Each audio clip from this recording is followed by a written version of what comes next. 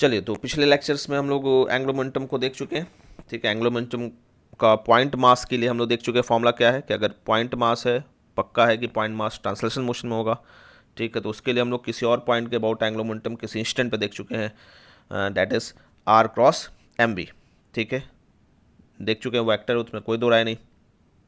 Are cross M B है तो आपको पता ही है कि उसके लिए क्या हो जाएगा, डायरेक्शन। ठीक, कोई भी अगर ऐसे है, मान लीजिए इसके अबाउट है, यहाँ पे पॉइंट मास है वो मूव कर रहा है वी वेलोसिटी से। ठीक है, थोड़ा सा और उसको आ जाए, ऐसे यहाँ पे ऐसे कोई पॉइंट मास है वी वेलोसिटी से मूव कर रहा है, ये आर वेक्टर है, तो r cross M v clockwise हो जाएगा। ठीक है, r cross first vector r है, सेकंड वेक्टर वी है, तो आर क्रॉस एम बी तो क्लॉकवाइज हो जाएगा, यानी कैसा डायरेक्शन हो जाएगा, इनवर्ड। ठीक है, एंटी क्लॉकवाइज होता है कैसा डायरेक्शन, तो आउटवर्ड। तो एंगुलर वाली चीज़ों का इनवर्ड आउटवर्ड ये दो ही बेसिक डायरेक्शन है। ठीक है, एंगुलर मोमेंटम अगर क्लॉकवाइज आर क्रॉस वी, तो जिस प्लेन में आर और वी हैं उसके इनवर्ड हो जाएगा। एंटी क्लॉकवाइज हो तो जिस प्लेन में आर और वी हैं उसके आउटवर्ड हो जाएगा। क्लियर है। अब इस लेक्चर पॉइंट मास के लिए देख चुके थे, पॉइंट मास हमेशा ट्रांसलेशन मोशन में होता है, तो उसके लिए आर क्रॉस एम बी हमेशा होगा। जिस पॉइंट के अबाउट निकालेंगे उस पॉइंट से लेके उस मास तक आर वेक्टर हो जाएगा, जिधर वी जा रहा है तो आर क्रॉस एम बी आप निकाल लोगे। किसी भी इंस्टेंट पे निकालना है, कोई मास है ऐसे जा रहा है, इस इंस्टेंट निकालना है तो यहाँ पे इस पॉइंट के अबाउट निकालना है, तो ये आर है, ये आर वेक्टर हो जाएगा। इस पॉइंट पे निकालना होगा तो ये आर वेक्टर हो जाएगा। इधर कहीं आगे निकालना होगा तो ये आर वेक्टर हो जाएगा। जिस पॉइंट इसी पॉइंट के अबाउट निकालना है, जहाँ जिस इंस्टेंट निकालो उस इंस्टेंट पे जो मास है, जिस पॉइंट के अबाउट निकालना है वहाँ से मास तक जो वेक्टर जाएगा वही क्या होगा, आर वेक्टर। जिस पॉइंट के अबाउट निकालना है और जहाँ मास है तो पॉइंट से मास की तरफ जो वेक्टर होगा वही क्या होगा, आर वेक्टर होगा। क्लियर है यहाँ तक? ठीक। अब आते हैं हम लोग, कोई रिजिड बॉडी है और वो प्योरली ट्रांसलेशनल मोशन में। ठीक है, हम लोग सब उस ग्राउंड के रिस्पेक्ट में बात करें, अर्थ के रिस्पेक्ट में। ठीक है, तो अगर purely translational motion, purely translation का क्या होता है कि उसके सारे पॉइंट की वेलोसिटी क्या है, सेम है। जब भी सारे पॉइंट की वेलोसिटी सेम होगी और जो कि सेंटर ऑफ मास की वेलोसिटी के बराबर होगी, तो body is said to be in pure translational motion. ठीक है, तो जब भी अगर कोई बॉडी प्योर ट्रांसलेशनल मोशन में है, ठीक, तो उस केस में हमको किसी पॉइंट के अबाउट अगर उस इंस्टेंट पे, किसी गिवन इंस्टेंट पे अगर हमको एंगुलर मोमेंटम निकालना होगा तो क्या फॉर्मूला होगा, आइए देखा जाए। पॉइंट के लिए देख लिया हम लोग, बड़े बॉडी के लिए देख लें प्योर ट्रांसलेशन में, फिर बड़े बॉडी के लिए देखेंगे प्योर रोटेशन में, फिर बड़े बॉडी के लिए देखेंगे रोलिंग में। क्लियर है? तो प्योर ट्रांसलेशन आइए। ठीक है, तो थोड़ा इसको जूमिया लिया जाए। हाँ, जूम इन टू।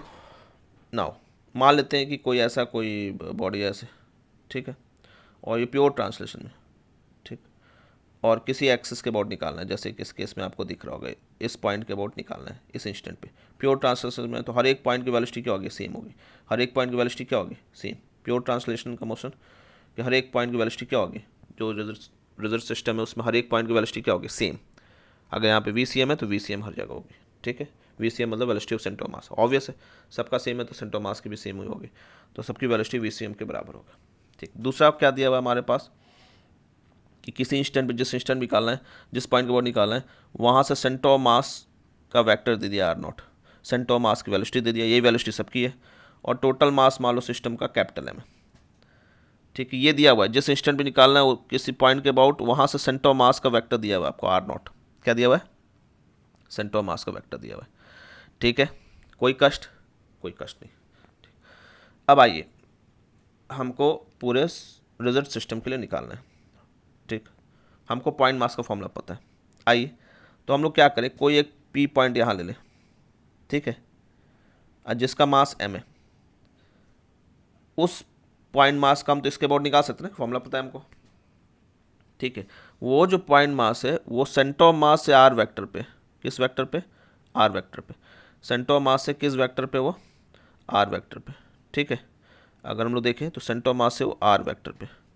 क्लियर है, ये पी पॉइंट है और सेंटर ऑफ मास से आर वेक्टर पे। तो इस पॉइंट से अगर हमको क्या निकालना, हम लोग का फॉर्मूला क्या है कि आर क्रॉस एम बी, किसी का ये आर डैश ले लो, यहाँ पे आर सेम हो रहा था, R dash cross M v.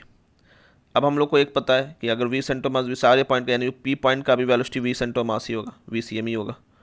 ठीक है, यानी वेलोसिटी पता है हम लोग को, ये वाला वेक्टर निकालना है, तो हमको ये वाला वेक्टर पता है आर नॉट, ये वेक्टर हम आर सपोज कर लिए, तो यहाँ से यहाँ गए, फिर यहाँ से यहाँ गए, ध्यान दीजिए, यहाँ से यहाँ गए, फिर यहाँ से यहाँ गए, वेक्टर तो ये ना, यहाँ से यहाँ, फिर यहाँ से यहाँ, तो यानी यहाँ से यहाँ गए फाइनल, इनिशियल टू फाइनल, ये सम हो जाएगा।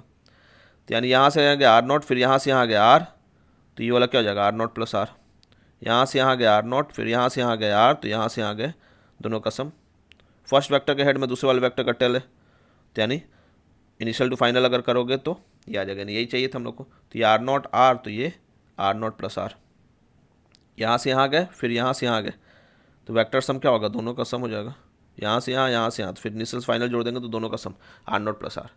ठीक है, तो अब इस पॉइंट का हमको इस पॉइंट के अबाउट मिल गया है आर डैश वेक्टर।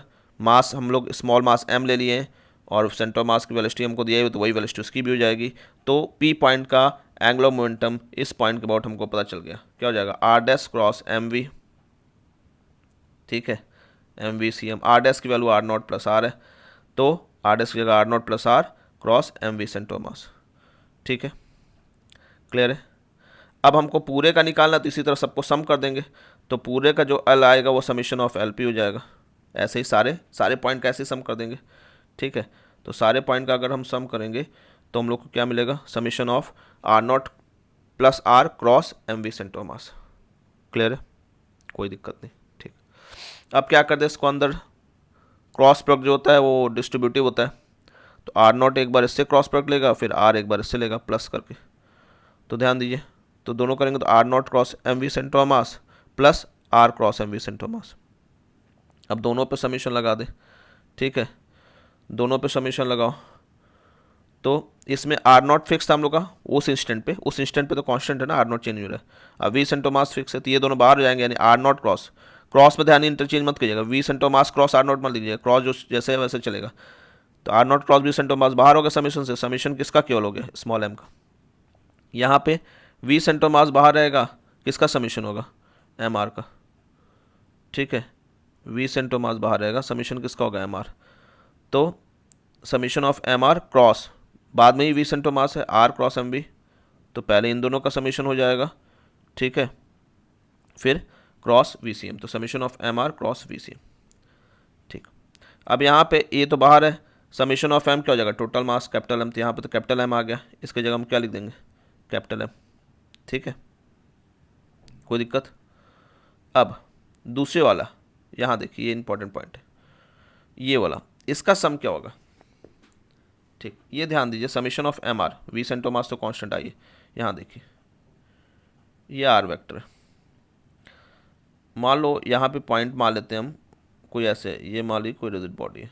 ठीक है, ये सेंटर मास है, इससे ये मान लो यहाँ पे मास m1 है, ये r1 वेक्टर है। ठीक है, यहाँ पे कोई मास m2 है, ये इधर वाला r2 वेक्टर है। ठीक है, तो अगर हमको सेंटर मास का पॉइंट निकालना होता है तो क्या करता है, summation of m1 r1 plus m2 r2 plus m3 r3 so on, यानी जितने भी सम है summation of M R upon total summation of m। ठीक है, वही क्या देता है हमको, सेंटर मास का पॉइंट। मगर यहाँ पे ध्यान दीजिए एक चीज़, कि जो ये ऐसे था, जो हम लोग पॉइंट ले रहे हैं, जैसे ये सेंटर मास है, हम इसी को ओरिजिन मान ले रहे हैं, इसी के रिस्पेक्ट में सबका आर आर ले रहे हैं ना, इसी पॉइंट का, इधर r1 हो गया, इधर r2 हो गया। ठीक है, तो हम सेंटर मास के रिस्पेक्ट में ले रहे हैं, यानी इस पॉइंट को हम एक तरह से ओरिजिन मान ले रहे हैं। ठीक है ना, यानी जो r1 m1 r1 plus m2 r2 plus m3 r3 सबका सम करोगे तो सेंटर मास आएगा, और सेंटर मास का पोजीशन क्या है, पोजीशन वेक्टर 0 है। तो हम लोग ये जो डिस्टेंस ले रहे हैं हम लोग कहीं और से नहीं लिए, इसके रिस्पेक्ट में ले रहे हैं, किसके रिस्पेक्ट में, यार किसके रिस्पेक्ट में, ये सेंटर मास का। तो सेंटर मास से ही हम ले रहे हैं, तो यानी सेंटर मास ओरिजिन पे ले चुके हैं। तो जब सबका समीशन करोगे, summation of M R upon, यानी जब आप ये लिखोगे कि summation of M R upon summation of M, तो ये क्या 0 पे आएगा, क्योंकि ये आर हम किसके रिस्पेक्ट में लिए, सेंटर मास के। ये जो कोऑर्डिनेट आप ले रहे हो आर वेक्टर, ये किसके रिस्पेक्ट में लियो, सेंटर मास के। आप ये जो आर वेक्टर, ये आर वेक्टर कहाँ से लियो, सेंटर मास से लियो, तो यानी सेंटर मास के रिस्पेक्ट में ले रहे हो, तो सेंटर मास के रिस्पेक्ट में सेंटर मास का पॉइंट क्या होगा, 0 हो जाएगा। ये क्रॉस मल्टीप्लाई कर दो तो समीशन ऑफ एम आर भी क्या हो जाएगा, भाई ये 0 आया तो या तो न्यूमरेटर 0 होगा तो डिनोमिनेटर इनफाइनाइट होगा। समीशन ऑफ एम तो इनफाइनाइट है नहीं, इसका मास है टोटल सम कैपिटल एम है, तो नीचे वाला इनफाइनाइट नहीं है, यानी न्यूमरेटर क्या होगा 0, तो समीशन ऑफ एम आर 0 हो जाएगा, क्रॉस मल्टीप्लाई कर दोगे तो। समझेंगे नहीं बात को। ठीक है, जैसे हम ये आर वेक्टर ले रहे हैं, मान के चले हम यहाँ से ले रहे हैं, तो हम जो भी ये कोऑर्डिनेट ले रहे हैं ये पी पॉइंट का, वो किसके रिस्पेक्ट में ले रहे हैं, यहाँ से ले रहे हैं ना। ठीक है, यहाँ से ले रहे हैं, यानी इसके रिस्पेक्ट में ले रहे हैं, यानी इसका कोऑर्डिनेट हम क्या मान के चलें, 0 0 0। ठीक है, हम इसी के रिस्पेक्ट में चल रहे हैं। तो जब भी आप कोई मतलब आप देख रहे हो समीशन ऑफ एम आर, और ये आर जो वेक्टर लिए हो किसके रिस्पेक्ट में लिए हो, सेंटर ऑफ मास के, तो सेंटर ऑफ मास के रिस्पेक्ट में आप सेंटर ऑफ मास निकालो तो क्या आएगा वो 0। वैसे भी जब आप वहीं से कोऑर्डिनेट लिए आर वेक्टर, कोऑर्डिनेट किससे डिफाइन है, सेंटर ऑफ मास से, सेंटर ऑफ मास को आप 0 0 ले लियो। ठीक है, तो जब आप सम करोगे तो फाइनल क्या आएगा 0, सेंटर ऑफ मास की वैल्यू क्या आएगा 0, नल वेक्टर आएगा। ठीक है, तो यानी कि इस केस में यहाँ पे समीशन ऑफ एम आर जो आ जाएगा वो क्या आ जाएगा, ये वाला पार्ट 0 आ जाएगा। क्यों, क्योंकि आर वेक्टर या आर कोऑर्डिनेट या आर वेक्टर जो हम लोग लिए हैं वो किसके रिस्पेक्ट में, सेंटर ऑफ मास के रिस्पेक्ट में। ठीक है, यानी सेंटर ऑफ मास को हम लोग ओरिजिन बैठा दिए, तो जब सबका सम करोगे तो ओरिजिन का कोऑर्डिनेट क्या आता है 0 0, तो जब समीशन ऑफ एम एक्स करोगे तब भी 0, समीशन ऑफ एम वाई करोगे तब भी 0, समीशन ऑफ एम जेड करोगे तब भी 0, तो यानी समीशन ऑफ एम आर भी क्या आएगा 0। ठीक है, तो सेकंड वाला पार्ट 0 आ गया। तो आपका, और पहले वाले पार्ट में आर क्रॉस वो R not cross V centre mass और summation of M capital M हो गया, दूसरा 0। तो नेट क्या आ गया आपका, यानी पूरे सिस्टम का जो एंग्लो मोमेंटम आया R not cross M V centre mass. ठीक है, यानी अगर हम देखेंगे इस केस में तो आर नॉट कौन सा वेक्टर था, जिस पॉइंट के अबाउट निकाल रहा है एंग्लो मोमेंटम उससे सेंटर मास का वेक्टर। यानी कोई कितना भी बड़ा रिजिड बॉडी कैसा भी हो, आपको कौन सा वेक्टर देखना है, जिस पॉइंट के बाद निकाले वहाँ से सेंटर मास का किसी इंस्टेंट पे वो वेक्टर पता है, सेंटर मास की वेलोसिटी पता है, तो वो वेक्टर तो R not cross M V centre mass. ये कब होगा, जब रिजिड बॉडी किस में हो, प्योर ट्रांसलेशनल मोशन में हो। क्लियर है, एक तरह से वो पॉइंट मास की तरह हो गया ना। तो हम लोग जानते हैं वैसे भी कि जब भी हमको किसी रिजिड बॉडी या किसी मास सिस्टम को हमको अगर एक पॉइंट पे कॉन्सेंट्रेट करना हो तो कहाँ पे कॉन्सेंट्रेट करेंगे, सेंटर ऑफ मास में। कहाँ कॉन्सेंट्रेट करेंगे, सेंटर ऑफ मास। तो जब आप कॉन्सेंट्रेट करोगे सेंटर ऑफ मास पे तो पूरा मास यहाँ कन्फाइंड हो जाएगा, तो ऑब्वियस से पॉइंट मास हो जाएगा। तो पॉइंट मास के लिए R cross M B, point mass हम लोग जानते हैं, पॉइंट मास जो है तो ये आर वेक्टर, तो उसी तरह ये पूरा पॉइंट मास की तरफ बिहेव करेगा जब उसको सेंटर ऑफ मास पे रखेंगे तो। ठीक है, तो यानी अगर आपको रिजिड बॉडी है, सेंटर ऑफ मास का पॉइंट, तो किसी पॉइंट के अबाउट एंगुलर मोमेंटम निकालना तो उस पॉइंट से सेंटर ऑफ मास का जो वेक्टर होगा R naught vector cross M V centre of mass. Clear है, चलिए बाकी नेक्स्ट लेक्चर में हम लोग क्या देखेंगे, किसके अबाउट देखेंगे, रिजिड बॉडी का ही देखेंगे कि जब वो प्योर रोटेशन कब होता है, जब कोई फिक्स्ड एक्सिस होता है तभी प्योर रोटेशन, तुम जानते ही हैं। प्योर रोटेशन कब होता है, किसी एक फिक्स्ड एक्सिस पर, तो उसी एक्सिस के अबाउट हम लोग क्या देखेंगे, एंगुलर मोमेंटम। फिर उसके बाद देखेंगे कि कोई रिजिड बॉडी है जो रोलिंग मोशन में यानी रोटेट भी कर रहा है प्लस ट्रांसलेट कर रहा है, तो उसमें हम किसी पर्टिकुलर किसी गिवन एक्सिस के अबाउट इंस्टेंटेनियस देखेंगे। ठीक है, तब तक के लिए स्टे कनेक्टेड, थैंक यू।